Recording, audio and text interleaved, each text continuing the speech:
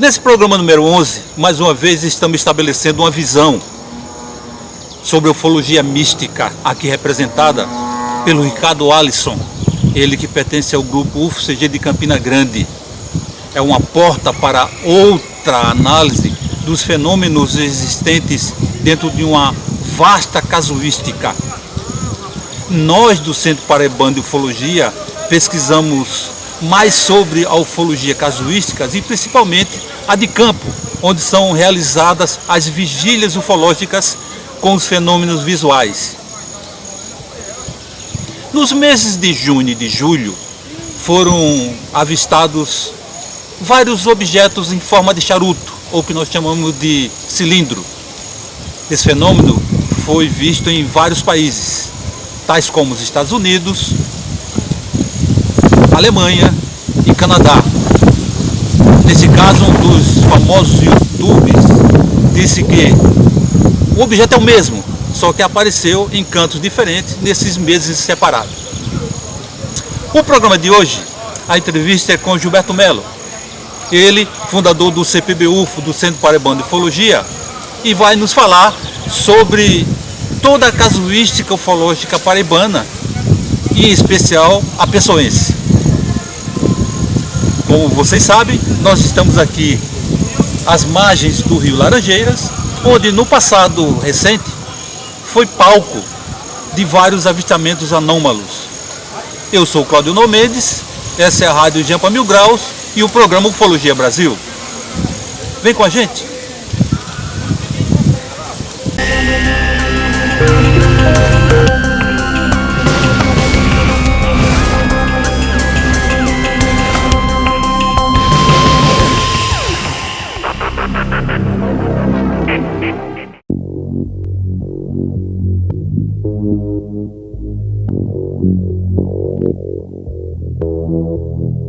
A entrevista do programa de hoje é com Gilberto Melo, engenheiro, foi o criador do Centro Paraibano de Ufologia e é consultor da revista UFO. Gilberto, como vai?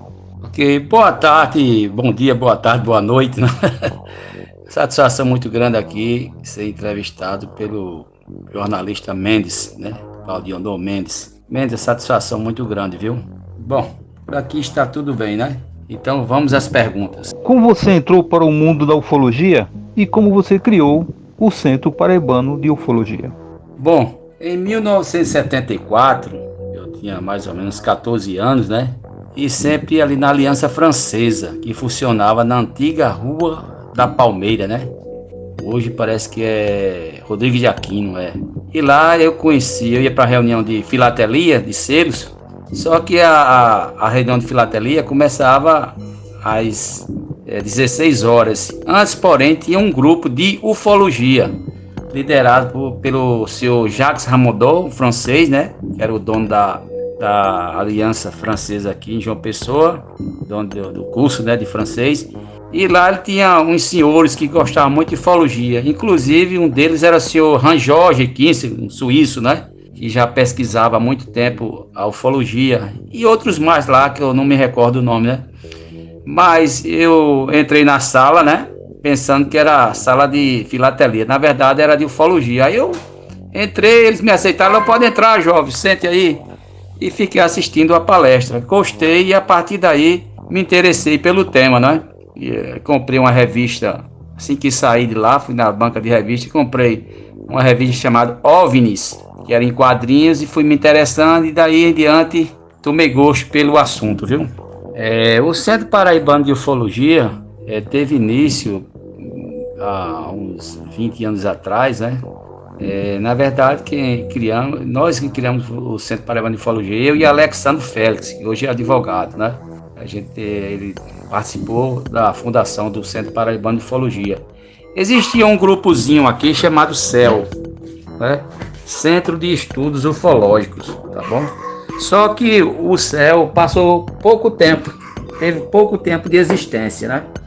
Em seguida nós criamos o Centro Paraibano de Ufologia, eu e Alexandro, e o grupo começou a se destacar nas pesquisas de campo, né? Se destacou bastante, tá certo? Então foi assim que tudo teve início.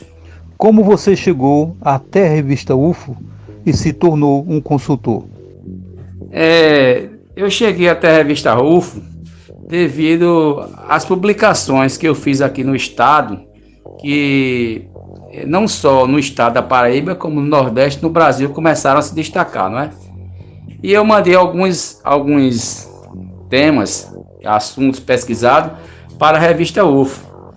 E depois que realizamos aqui na Paraíba o primeiro encontro internacional de ufologia, no qual o Ademar Jevaé foi convidado e a elite da ufologia nacional, né, veio também. Então o Jevaé achou por bem me convidar, né, para participar desse grupo aí de ufologia. Aí me nomeou do conselho, né, editorial da revista. Na verdade, também tinha um colega nosso aqui chamado Eloy Varley Fux, que pesquisava o fenômeno. Inclusive, nós corremos toda a Paraíba, do litoral ao sertão, fazendo pesquisa. E depois, o Eloy Varley Fux também foi convidado para ser consultor da revista UFO. Só que lá pelo Rio Grande do Sul, onde hoje ele mora, né? E foi assim que a gente foi convidado para participar do conselho da revista UFO, ok? Como você está vendo o movimento de abertura dos arquivos ufológicos pelos Estados Unidos? Como era de se esperar, os Estados Unidos, como uma nação de primeiro mundo que está à frente, né, das pesquisas ufológicas, foi bastante pressionado pela população, não só dos Estados Unidos, como do mundo inteiro. Então, com o avanço tecnológico, né, o advento dos celulares, hoje quase todo mundo tem um celular que tira fotografias, registra casos, né? Então, não tinha mais como o governo americano, ou como outros governos em geral, né, esconder mais o tema. Então, é a pressão da própria tecnologia, né, que obriga os governos a afirmarem a existência de discos voadores. A Paraíba já foi e é um palco de vários avistamentos, tanto na capital quanto no interior. Quais os motivos dessas aparições? A Paraíba tem algo em especial? A Paraíba é um lugar interessante para discos voadores, né?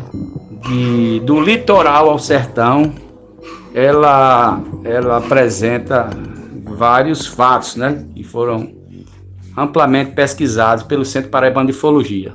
De João Pessoa a Souza, né? Eu acho que, por exemplo, Guarabira, né? O nome de Guarabira, a palavra Guarabira na linguagem indígena significa morada dos pássaros, né? Um nome bem sugestivo, né?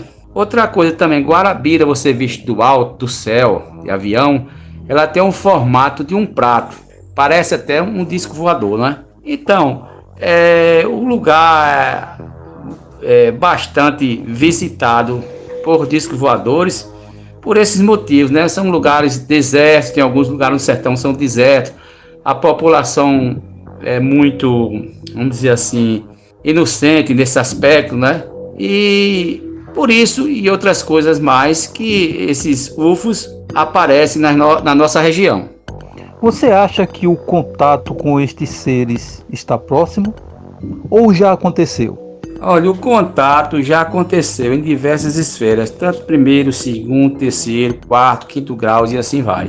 A questão é a divulgação, né? Muitas pessoas ficam com medo até de relatar. Mas aqui mesmo na Paraíba, aqui em João Pessoa, especificamente, já houve contatos desse tipo. Ali na Barra de Gramame, muitos casos ocorreram ali. Inclusive, aquele escritor Paulo Coelho esteve aqui na época, uns 20, 25 anos atrás, com o Zé Ramalho e aquela turma toda que gosta disso. E ficou ali na Barra de Gramame, né? E lá eles viram algumas coisas, né? Tá certo? Mas aqui em João Pessoa, em Livramento, aqui pertinho, povoado que tinha aqui, foi palco de aparições. Aqui no bairro de Mangabeira também, bancários, né?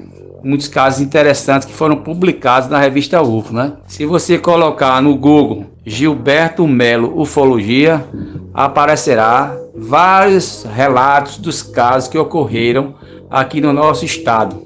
Este foi Gilberto Melo, engenheiro, consultor da revista UF, criador do Centro Paraibano de Ufologia e seu primeiro presidente.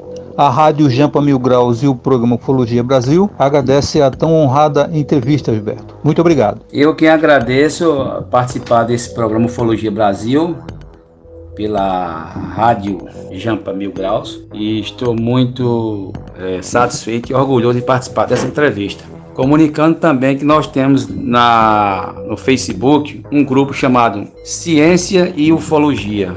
Quem quiser participar, é só acessar lá que a gente dá autorização para participar. Um grupo muito bom, tem muitas pessoas interessadas nesse tópico. Muito obrigado, jornalista Claudiano Mendes.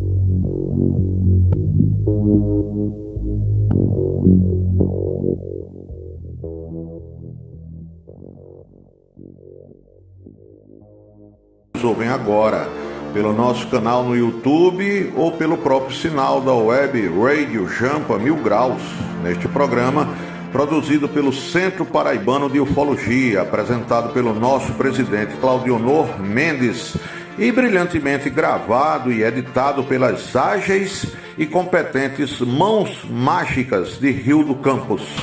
Eu sou, você já sabe, Giovanni Meirelles, e hoje eu quero falar sobre OVNIs, objetos submersos não identificados, que voam também. Nesse caso específico, é sobre o incidente de Shag Bay, ou o Roswell de UFO Rebel, no Canadá.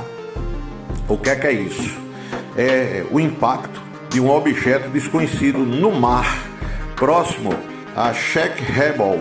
É uma pequena comunidade de pescadores localizada na costa sul da Nova Escócia, no Canadá, no dia 4 de outubro de 1967. Naquela noite, por volta das 23h20, 11 e pouco da noite, foi relatado que algo havia colidido com as águas do porto de Shag Bay. 11 pessoas testemunharam o fato, incluindo militares. Um objeto com várias luzes voando em direção ao porto caiu e disseram as pessoas que o viram que era como se fosse o estrondo de uma bomba. Aí, pensando que era uma queda de avião, uma aeronave, as testemunhas chamaram o Regimento Real de Cavalaria Montada do Canadá para salvar o que eles pensaram que era um avião acidentado, salvar os pilotos de morrer afogado. 2 oficiais da Polícia Montada chegaram ao local 15 minutos depois, e antes que qualquer tentativa de resgate pudesse ser feita, o objeto começou a afundar e desapareceu diante dos olhos de todo mundo. O exército canadense foi acionado e rapidamente organizou uma operação de resgate de possíveis sobreviventes e de recuperação da suposta aeronave. Todo mundo achava até então que era um avião. E antes dos navios da guarda costeira chegarem, cerca de meia hora depois do que havia acontecido, barcos de pesca particulares foram até o local na esperança de encontrar sobreviventes boiando, algum vestígio da aeronave, mas nada à noite foi encontrado, nem sobrevivente, nem corpos, só uma espessa espuma amarela estava na flor da água, na superfície do mar. O que é isso? Foi feita uma busca submarina com muitos mergulhadores durante vários dias depois e nada foi encontrado nesse local. Pelo menos é o que o povo do Canadá sabe oficialmente. E durou muito tempo. Muito tempo. Até que após alguns anos, quando essa história já estava praticamente sendo esquecida por todos, 2 investigadores da MUFON, Mutual UFO Network, Chris Stiles e Doug Letcher, eles ficaram intrigados com a história que houve no Canadá e resolveram pesquisar em Shag Bay o incidente do UFO Rebel, o Roswell do Canadá. Isso atrás dos detalhes do acontecido em 1993, mais de 25 anos depois, porque, como eu disse, foi no dia 4 de outubro de 1967. O Chris Stiles conseguiu o nome original de várias testemunhas através de recortes de jornais da época E aí depois ele entrevistou essa maioria de testemunhas ainda vivas. Os esforços de Stiles revelaram várias evidências importantíssimas que nunca haviam sido levadas a público. Pois bem, o que é que a MUFON, Mutual UFO Network, descobriu? É que, através dos relatos dos mergulhadores da época e outras testemunhas da Marinha, da Guarda Costeira do Canadá, é que o objeto amarelo que entrou nas águas de Sheik Rebel, logo depois que afundou, ele não ficou no fundo do mar, ele deixou a área, ele navegou por baixo d'água feito um submarino. Vinha voando, mas virou submarino. Daí seu fato de se chamar de OSNI. Por debaixo d'água, andou quilômetros até um outro local próximo a uma base secreta de detecção de submarinos russos por sonar, que a Marinha dos Estados Unidos tinha secretamente no local. Por isso o segredo em torno da história. Após alguns dias de observação militar através de sensores da Marinha e mergulhadores, nada acontecia. O OSNI estava lá parado. Até que resolveram iniciar uma investigação. E foi quando um segundo objeto voador não identificado mergulhou de novo no mar. Dessa vez não foi queda, foi mergulho programado. Ele submergiu e foi detectado pelos sensores da Marinha. E se juntou ao outro, o primeiro OSNI que caiu, que já estava parado no fundo do oceano. Muito estranho. O que é que se acredita? É que o segundo objeto veio prestar socorro, veio prestar assistência técnica ao primeiro, pois é, a oficina dos discos voadores debaixo do mar. Ninguém compreendeu a situação. A Marinha Americana, a Guarda Costeira do Canadá, todos resolveram esperar o que era que os OSNIs iam fazer. Iam voar, iam continuar por debaixo d'água, eles tinham que dar algum sinal de vida. E passaram mais de uma semana monitorando os dois objetos parados, lá no fundo do mar. Aí essa frota toda teve que ser dispersada para investigar uma embarcação russa pertencente à então Frota do Atlântico Norte da antiga União Soviética, na época que era uma república socialista, e que havia acabado esse submarino russo de entrar junto com um navio soviético nas águas do Canadá. Então, as duas naves aproveitaram que a Guarda Costeira do Canadá e a Marinha Americana se afastaram, e aí as duas naves, os dois OSNIs, fizeram um movimento extremamente veloz. Ganharam distância por debaixo d'água das embarcações da Marinha e simplesmente deram um pulo, saltaram de dentro d'água, saíram do mar e dispararam pelo céu. Bem, a maioria das testemunhas, é claro, moradores locais, os próprios militares, os mergulhadores, todos ficaram, ué, o que é que aconteceu? E então, com medo de sofrer represália, receio de perder a própria vida, de perder os empregos, de serem visitados pelos famosos homens de preto, resolveram então acabar ficando calado, né? Ninguém quer receber uma visita dessa.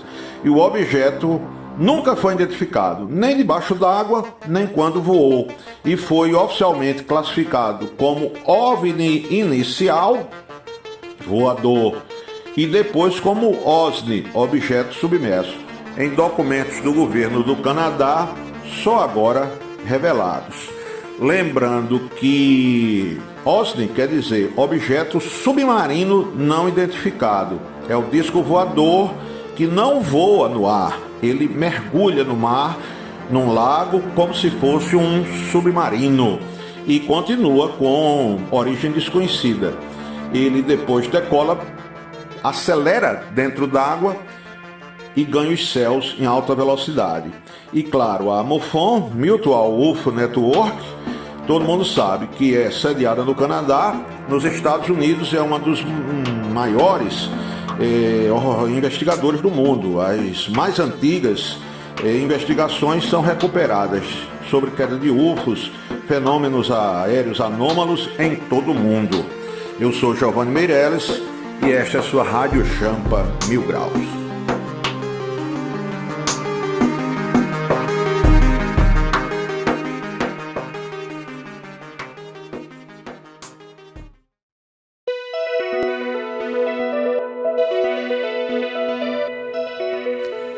Olá, amigos e ouvintes da Rádio Web Jampa 1000 Graus de Rio do Campos. Eu sou Beth Menezes, estou aqui atendendo a um convite do presidente do Centro Paraibano de Ufologia, o CPB-UFO, Cláudio Honor Mendes, para refletir juntamente com vocês sobre o recente relatório oficial do Pentágono, divulgado em 25 de junho deste ano. Afinal, o tema dos objetos voadores não identificados, luzes inexplicadas, avistamentos intrigam oficiais do governo, testemunhas, estudiosos e até, recentemente, os senadores do Congresso Nacional Americano que integram uma CPI, a CPI dos OVNIs no Capitólio. Pois é, enfim, boa parte da humanidade há décadas vem questionando o assunto em busca de respostas.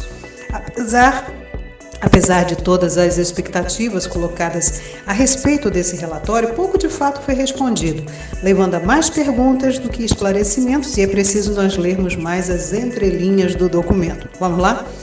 O original em inglês começa apresentando o documento como Preliminary Report Provided by the Office of the Director of National Intelligence in Response to the Provision in Senate Report, ou seja, um relatório preliminar fornecido pelo escritório do Diretor de Inteligência Nacional em resposta a um relatório do Senado americano sobre o que eles classificam de ameaça representada pelos fenômenos aéreos não identificados. Em inglês, Threat Posed by Unidentified Aerial Phenomena, e acrescentar que o governo americano vem substituindo esse termo UFO, Unidentified Flying Object, objeto voador não identificado, por UAP, para fenômenos aéreos não identificados.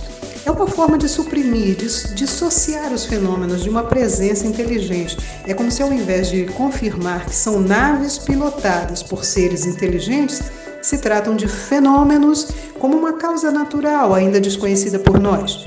Mas, continuando com o relatório, se formos resumir em linhas gerais, o documento praticamente afirma que sim, algumas coisas estão por aí, não sabemos o que são. Mas para nós, entusiastas, pesquisadores, estudiosos dos fenômenos ufológicos, há muito mais do que está posto no relatório, não é mesmo? Contudo, há que se registrar que a mudança de discurso da negação total, para o reconhecimento aberto, é de fato um avanço pequeno, mas ainda assim uma inovação na postura assumida até agora pelos órgãos oficiais. O relatório se detém em 144 casos relatados nos últimos 2 anos, de 2019 até agora, 2021. A conclusão deles é que podem ser objetos dispersos no ar, como pássaros, balões e até planetas. Quase uma reprodução de uma justificativa encontrada no projeto Blue Book nas décadas de 1950 e 1960, para explicar, por exemplo, um suposto avistamento como sendo barrigas de pato voando em formação, iluminados por postes numa estrada. Pois é, eles chegam a esse ponto de justificativas. Outras explicações relatadas nesse documento seriam fenômenos atmosféricos naturais, e aí eles destacam cristais de gelo, flutuações térmicas, vapores, entre outros. Há ainda uma possibilidade levantada também pelo relatório, incluindo testes de sistema confidenciais desenvolvidos pelo governo americano ou de empresas dos próprios Estados Unidos, bem como testes de tecnologias estrangeiras de outros países, aliados ou não dos americanos. Até agora, historicamente, os órgãos oficiais têm ignorado os relatos de testemunhas oculares, mas os avistamentos relatados não só por pilotos civis, mas principalmente por aviadores militares, vêm chamando novamente a atenção para o assunto. Em pelo menos 18 incidentes recentes, os observadores e testemunhas relataram padrões muito incomuns de movimento, sem meios de propulsão identificáveis por nós, com acelerações e características de voo impraticáveis por nossos mais modernos aviões e caças militares. Mas, à medida que a humanidade avança em descobertas científicas sobre física e mecânica quântica, por exemplo, e também sobre o espaço, o universo, nós poderemos encontrar novas e surpreendentes verdadeiras respostas. O importante disso tudo, gente, é manter a mente aberta. Importante também deixar as ideias preconcebidas e preconceitos de lado, investigando, estudando, nos movendo do desconhecido para o entendimento verdadeiro. Cabe aqui aquela frase famosa do filme Arquivo X, "The truth is out there", ou seja, a verdade está lá fora. Vamos continuar observando e estudando. A ufologia está aí para isso. Até breve.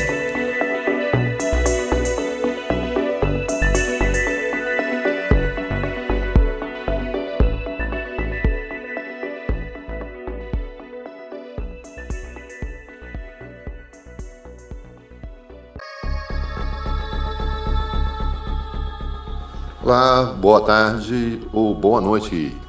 Meu nome é Alexandre Lauzide, eu sou o fundador da Brasil UFO Network, a maior rede de ufologia científica sediada aqui em Recife. Maior rede de ufologia do Norte e Nordeste, digamos, de passagem.